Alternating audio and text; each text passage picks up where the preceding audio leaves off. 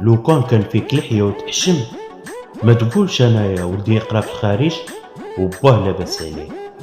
اذا ما كتقري ولدك في الخارج ما عندكش الثقة التامة في التعليم المغربي، وانت مسؤول كبير.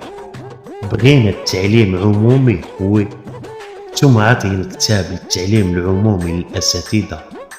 كاين الكتاب اللي عنده 20 سنة، كاين الكتاب اللي عنده 21 سنة، كاين الكتاب اللي عنده 25 سنة، وحنا عايشين في 2025 عالم التقدم والازدهار.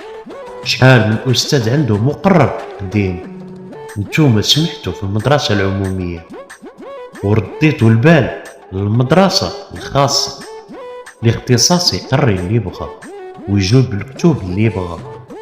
المفتشين عاود ما يمشيو المدارس العمومية ويشوفوا الأساتذة جداد ويشوفوا الحوايج كي ماشية، وهما كيمشيو يخدموا مع الفريدي.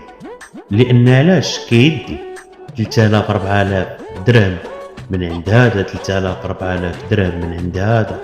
تلقى المفتش دائما حاضر في المدرسة الاختصاصية